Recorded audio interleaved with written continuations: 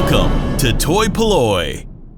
Hello and welcome to another video from toy-polloi, and in today's episode we are going to be looking at repairing this vintage Star Wars Empire Strikes Back 21B Medical Droid. Now 21B is one of those droids that you see very briefly in the Empire Strikes Back. He's there when Luke is in the back to tank and being fixed up after his battle with the Wampa. He's a pretty cool toy and one that I've always enjoyed having in my collection, but he does tend to have a few little issues. The main one being that he's often missing the microphone vocoder piece that goes from his face down to his side here.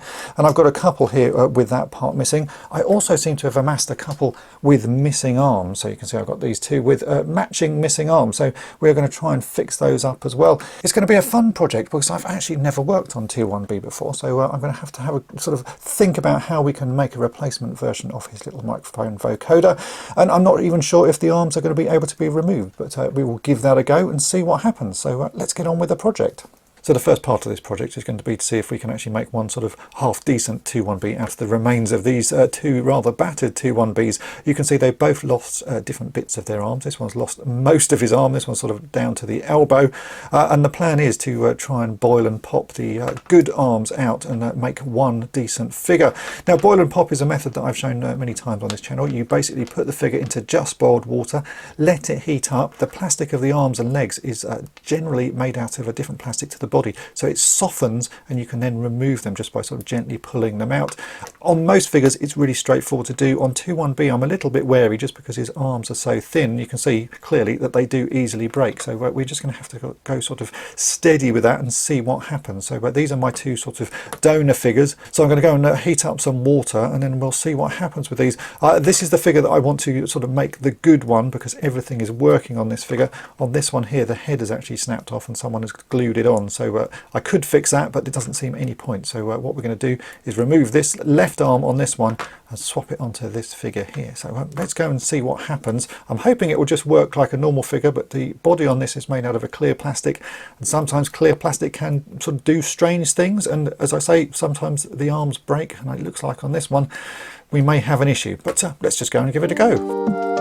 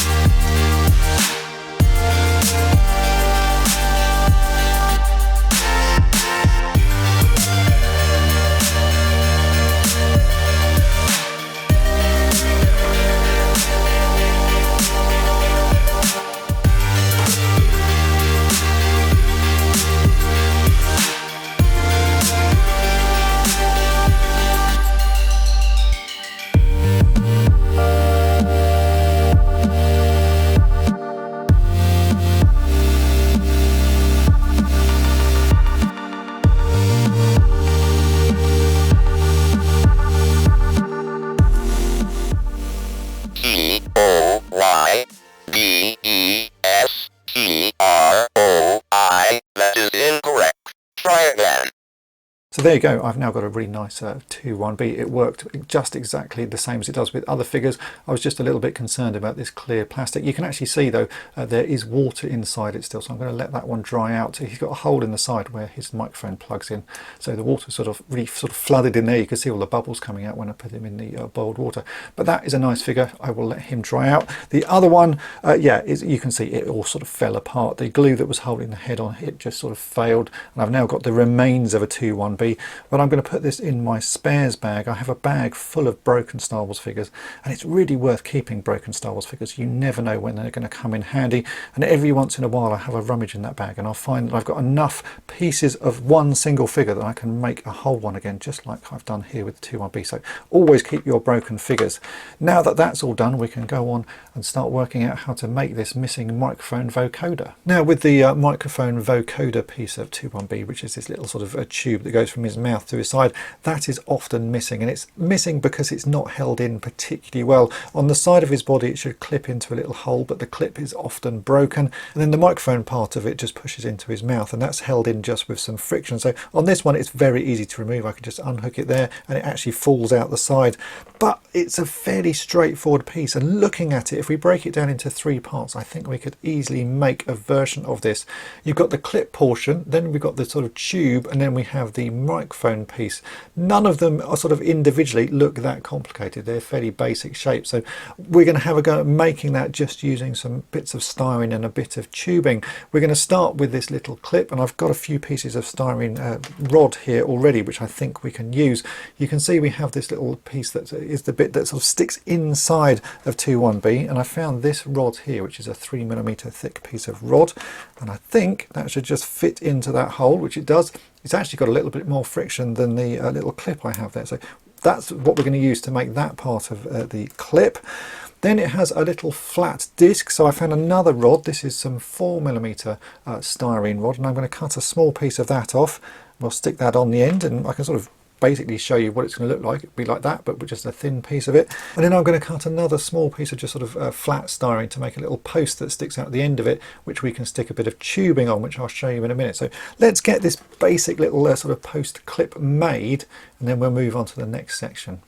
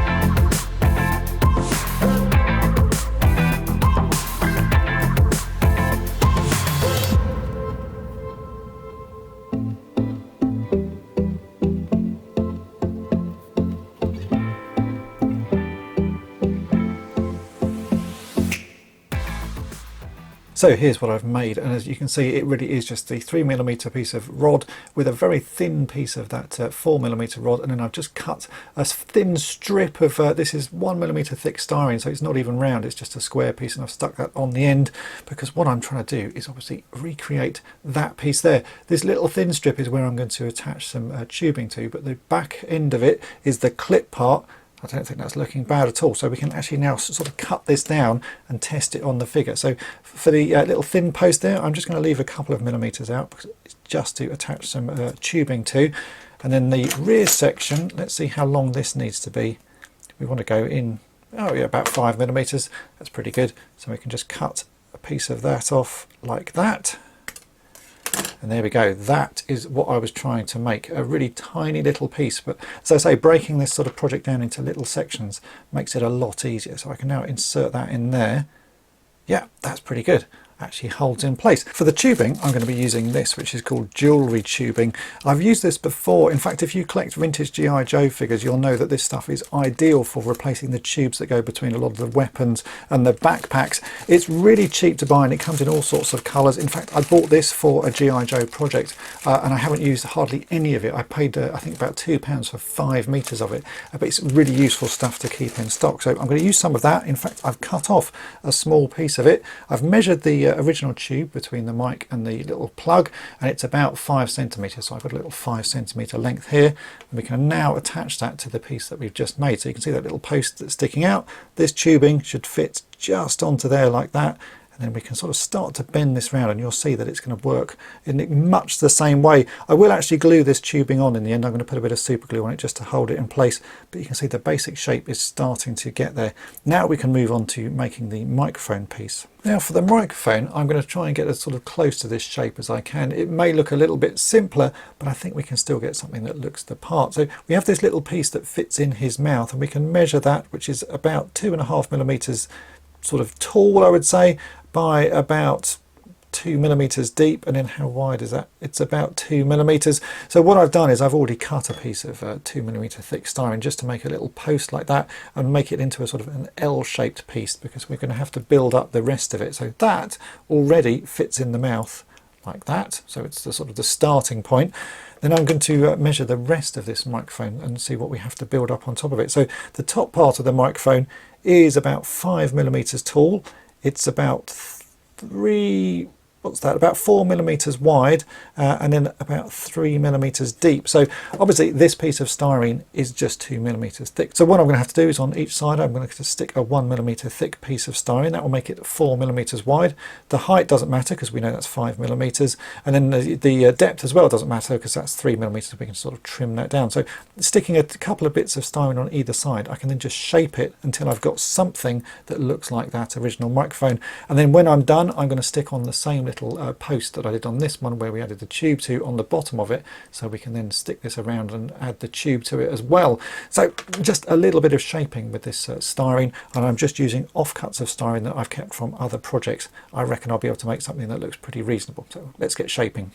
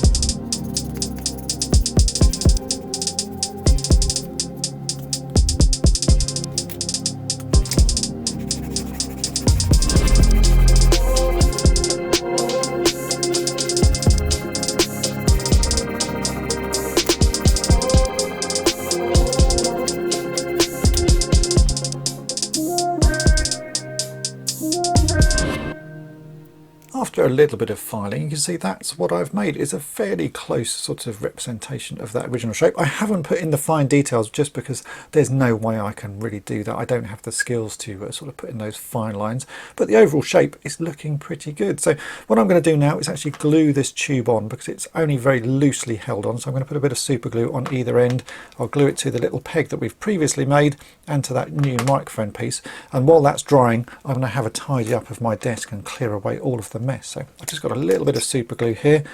I'm going to put a blob of that just on that little post that I've put there. You can see that it's the little post, same as I did for the sort of connecting peg. So I'm just going to a little bit of super glue on the end of that. I'll take the tube, I'm going to glue that in place like so, and then I will do the same on the other end. So that's the little peg that we made earlier.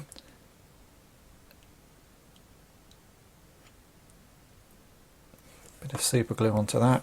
I'll put that on the other end. We'll just let that dry and I'm going to have a tidy up. So I've just put that on the figure and you can see that's really not looking too bad at all. It's got the sort of the basic feel of that original microphone and vocoder. I think by the time we colour that up, it's not going to look too bad at all. If you didn't know that that was handmade, I think you would easily sort of pass it by, and that's always the way with sort of toy restoration and repairs. If you can make it so people don't spot it, that's the ideal sort of fix. So yeah, very happy with that. Let's remove it again. It just unclips. But it is the wrong colour still. That's fairly obvious because we've got the black piece and then the white bits of styrene. So to colour this, I'm going to use a silver Sharpie. You probably could use paint, but I think a Sharpie will cover on the rubber tubing a lot easier, and we can do a few coats of that and then just let it dry. And the original sort of colour of the plastic on this is a sort of muted metallic colour, which I think should match the Sharpie paint pretty well. So let's just give this a go and see what happens. If it doesn't work out, we can always paint on top of it. Oh no, actually straight away you can see that's pretty good. So yeah, we'll go ahead and just use the silver Sharpie.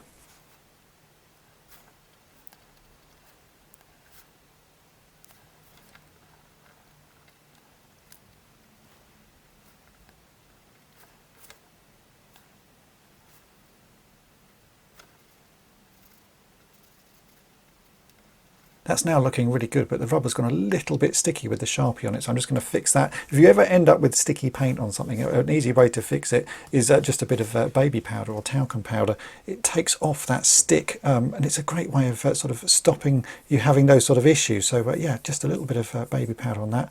That feels much better. It's not so good if you're using sort of a gloss paint, but on something like this where we want a matte finish anyway, that works a treat. Yeah, really nice. Okay, let's put this on the figure. So we can just plug that in there, and then we'll put that round to his mouth, like so. And there we go. We've now got a new little microphone vocoder on this 2.1B, and I'm pretty happy with that. Let's look at them all together. And here we go. Here are the three finished figures. The one in the middle has the original microphone piece, and the two on either side are the ones that I have made.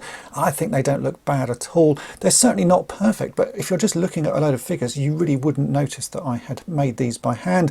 And as I say, that is the best way of doing a restoration. It doesn't have to be perfect as long as it looks good enough, and these do look good enough. I'm very happy with how they've turned out, and for me this is an ideal project because it's essentially cost me nothing. I've just used scraps of styrene that I already had, and I've used some of this tubing that I'd already got for another project. So all of these have essentially cost me nothing but time. An absolutely ideal project. And if you want to have a go yourself, you just need a few little bits of styrene and a bit of tubing and you can have a go. It really isn't that hard, and as you can see, the end results are well worth the effort. If you've enjoyed this video, then make sure to hit the subscribe button and tap the bell to be notified each time I upload a new video. And if you've really enjoyed it, then why not think about supporting the channel by becoming a Patreon or YouTube channel member. You get early access to all my restoration videos and access to an exclusive series called On the Cutting Mat. So have a think about that, and thanks for watching. Thanks for watching Toy-Polloi. Subscribe for more great videos.